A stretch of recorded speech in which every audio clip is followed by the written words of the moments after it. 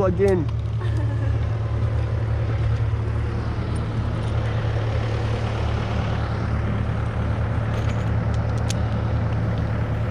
Here we are. It's day one of the Dory Hill custom house. This house so far has been framed by me, Jared, and my brother-in-law Landon. We're kind of we're lead carpenters for the company that we work for. So yeah, the first thing we did when we got here is we started cleaning up the foundation. There's lots of backfill gravel on there, so we swept it all off, got it nice and clean, and then of course removed nuts and washers so we could start snapping some lines down.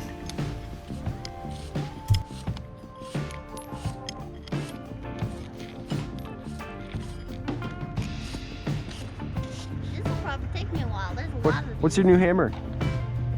Spec Ops. Spec Ops! Oh, with my new hammer? I'm better than you then. Hashtag not a sponsor. New hammer. Yet. Talking to you, Gary. I found out this house like a two-piece stuff.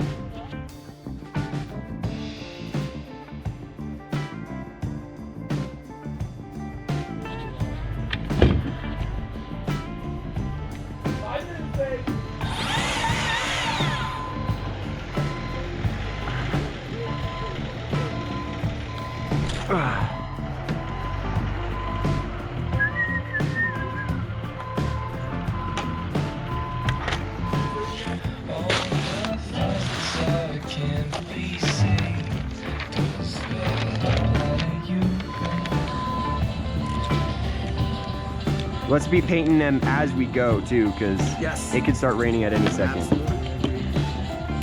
So snapping out a stepped foundation is kind of a pain. Anyone who's done this before obviously knows that. Makes you want to die. So we had to add up a lot of numbers, had to do a lot of math and stuff, and we ended up really just starting with our first back wall. We snapped that in a straight line, and then we used a laser to square that up vertical, because obviously on a step foundation the elevations get higher after that.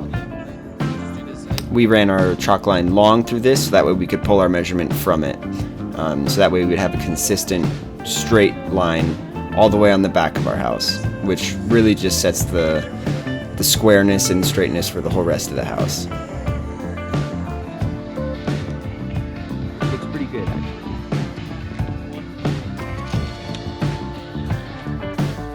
Ready? None of it's near the corner, so I can't like put my chalk on it, you know? Like it? Yep.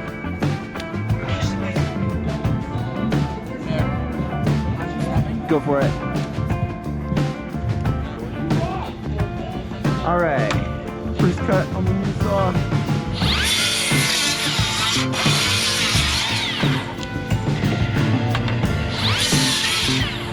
Oh, baby. And yes, the Makita XGT is totally worth it.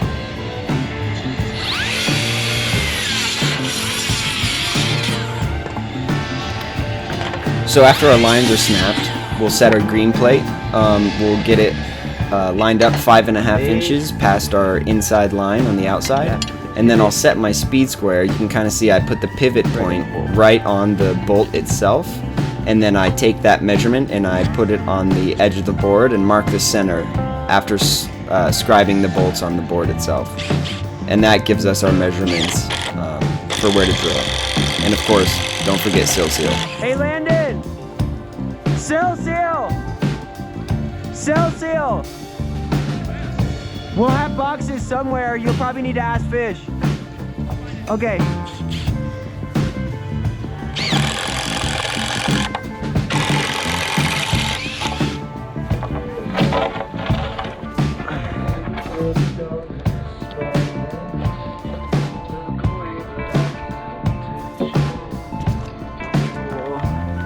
You can see here how I mark the bolts to find the centers.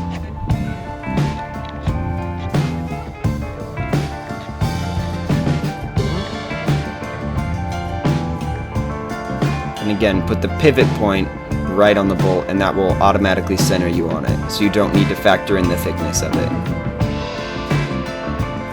What else is nice is when you're marking it, you keep the square the same direction as when you're marking the bolts. So that way when you're done, you can flip it over, set it on the bolts, and it will line up perfectly with all the markings being on the bottom, so it doesn't make the top of your plates messy.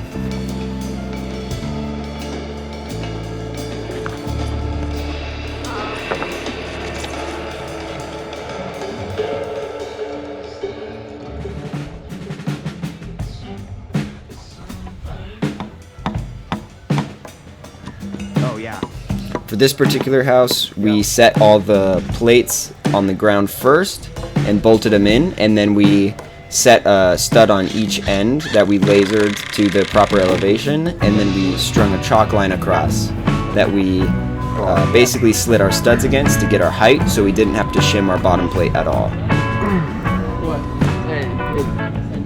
Because the inside is our snap line.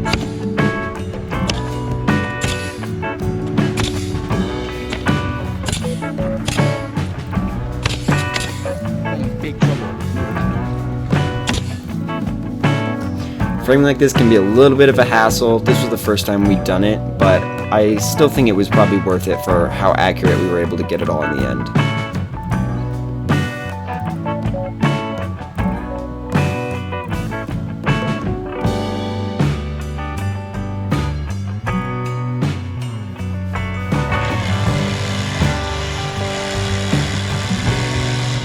Dude.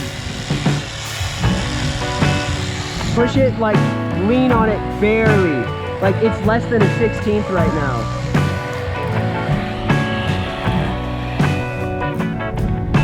Go for it.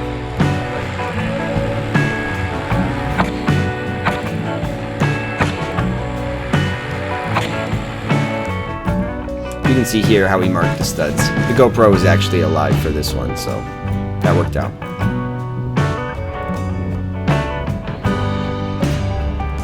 Learned this trick from a few people, including Mark Henriksen and Tim Euler or whatever, the awesome framer guy. And then we'll take that 1 footer.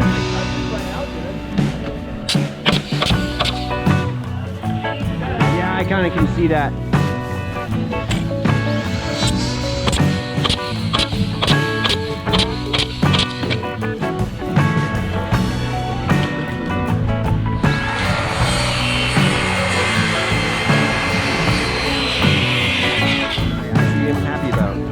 What he was doing there was cutting our top plate so that way we can put our beam in there, because that is a post for our floor girder, which is a W10 by 19 steel beam that was about 37 feet long, just so you know.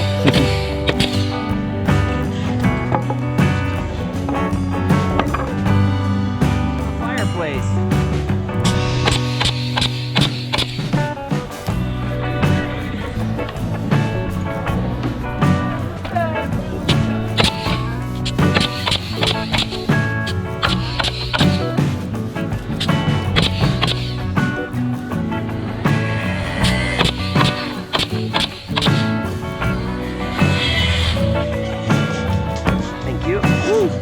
Notched our double top plates, that way we can get overlap and tie in without having to break the continuous line of the longer 2x6 wall. You can ignore that notch under the other block.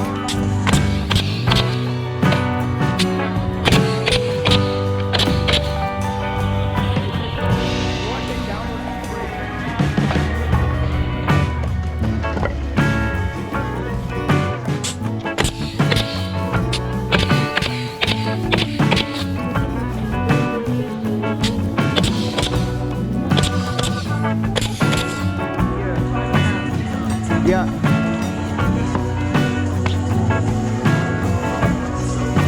Let's go 111 and a quarter.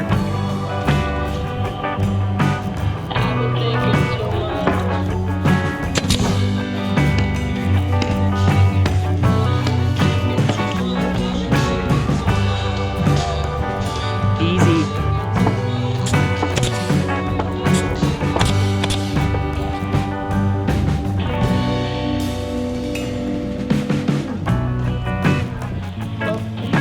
I was just gonna say the same thing.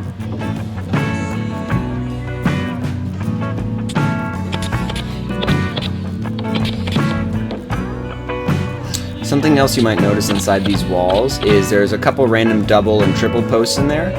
What me and Landon did is we pulled our window layout while we were framing these crawl space walls, so that way all of our point loads from the floor above would be over a post in the wall down here. Our goal was basically to make it that once we frame this floor, we do not have to be underneath it ever again. Let's set it so we can nail it to our green plate.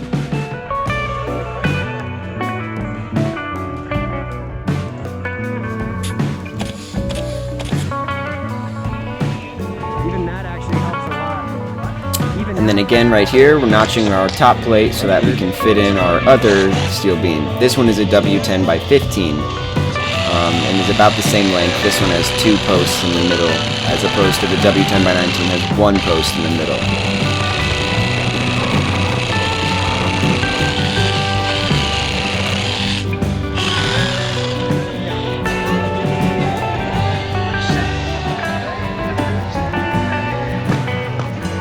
And with that, our pony walls are all done. We got them braced up, tied into that footer where he's at, and then we were ready to set our steel, which we ended up doing the next day, which was very snowy. I was not able to get some footage, but it's basically more of this, but cold and miserable. So I'll be posting a video of us framing the floor next. Let me know what you think about this. This is my first time doing a voiceover, so sorry about hearing my voice, but thanks so much for watching.